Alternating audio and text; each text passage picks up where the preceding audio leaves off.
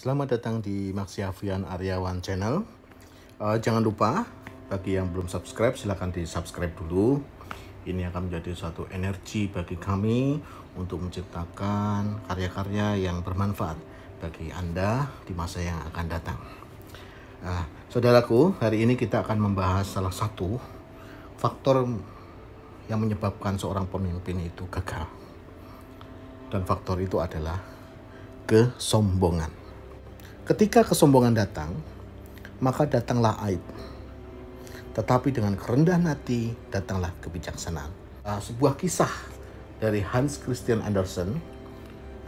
Beliau juga menciptakan Cinderella, ya, kisah-kisah waktu kita kecil dahulu, ya. Dalam kisah pakaian baru kaisar, ya. Kisah tersebut menceritakan seorang kaisar yang sangat arogan, sehingga pada akhirnya karena sikapnya, perilakunya yang sangat arogan, mengintimidasi orang lain, dia mendapatkan kesialan-kesialan.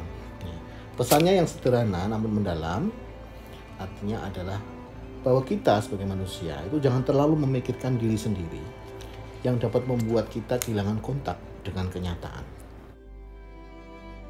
Dan kita akan cenderung untuk melakukan kesalahan-kesalahan yang tidak mungkin dilakukan oleh orang-orang yang lebih rendah hati dibandingkan kita. Ya. Dalam kasus bisnis, kesombongan atau arogansi itu dapat menghasilkan konsekuensi ekonomi yang menghancurkan, termasuk hilangnya loyalitas pelanggan dan posisi kompetitif di pasar. Dalam sebuah kasus, yaitu kasus di General Motors, hal itu menyebabkan salah satu kemerosotan bisnis paling dramatis dalam sejarah. Hampir setiap analis menyatakan tentang kasus General Motors bahwa arogansi dan kekakuan di antara para pengambil keputusan utamanya merupakan penyebab kejatuhan dari General Motors. Warren Bennis, salah satu komentator paling terkenal tentang kepemimpinan yang sukses, berulang kali melaporkan bahwa dalam satu kasus demi kasus menyatakan bahwa kurangnya kerendahan hati merupakan faktor yang mendasari kegagalan kepemimpinan. Sebuah karya Daniel Goleman, yaitu tentang kecerdasan emosional atau emotional quotient, menunjukkan bahwa orang-orang dalam posisi pemimpin sering gagal dalam memimpin karena mereka tidak belajar untuk mendengarkan orang lain.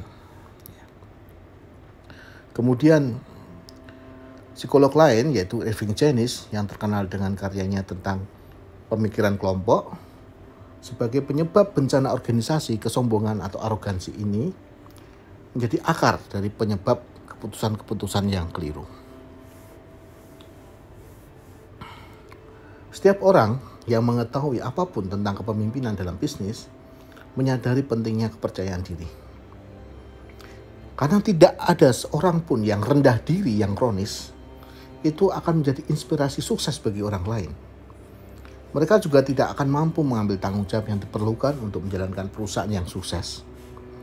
Masalahnya adalah, dalam dunia modern yang menuntut kemandirian dan ketegasan, ada hal-hal atau aspek-aspek lunak, tanda kutip, dalam kepemimpinan, seperti empati, kemudian rasa mengasihi orang lain, itu cenderung untuk dihilangkan. Ya, oleh karena itu, memang tidak mudah untuk menjaga keseimbangan antara kepercayaan diri dengan perasaan empati terhadap orang lain. Ketika Anda membuka diri terhadap saran ataupun kritikan orang lain, tentu selalu ada orang yang mencoba untuk mengeksploitasi untuk kepentingannya sendiri. Ini seperti sebuah lagu lama dan sering terjadi. Namun jika Anda membiarkan diri Anda terlalu defensif, maka Anda akan cenderung menjadi kaku dan otoriter, yang akan mengarah pada tindakan-tindakan yang disfungsional. Para pengambil keputusan menghadapi tantangan ini setiap hari. Jadi bagaimana caranya mengelolanya?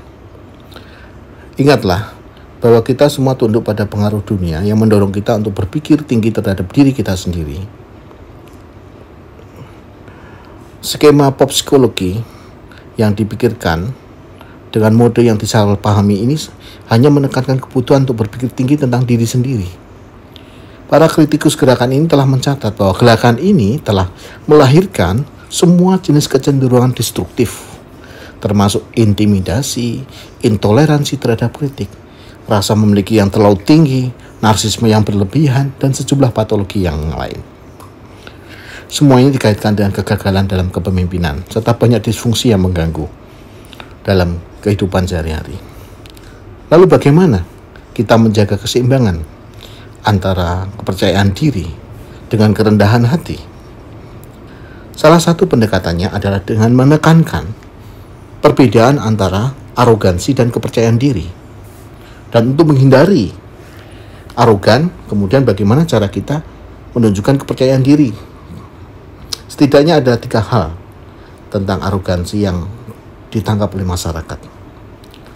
Pertama, semua orang itu membenci kesombongan dan selalu mengkaitkan hal-hal yang negatif dengan kesombongan tersebut. Namun anehnya, dari 100% dalam sebuah penelitian yang diwawancarai bahwa yang bersangkutan adalah orang yang memiliki sikap yang cenderung arogan, mereka juga membenci arogansi. Ini sangat lucu. Mereka mengatakan bahwa arogansi itu merupakan salah satu masalah yang ada di dalam masyarakat kita. Lah, kenapa hal yang sangat dibenci ini, yaitu arogansi itu, tetapi kenapa begitu merajalela dalam masyarakat? Kebanyakan orang merasa bahwa dengan bertindak arogan, mereka akan mendapatkan keuntungan jangka pendek. Rekan kerja yang mengintimidasi seringkali mendapatkan apa yang mereka inginkan karena rekan-rekan mereka itu menghindari konfrontasi, menghindari hukuman, atau untuk menjaga ketenangan, kedamaian. Orang-orang itu menggunakan arogansi sebagai taktik untuk mendapatkan apa yang mereka inginkan.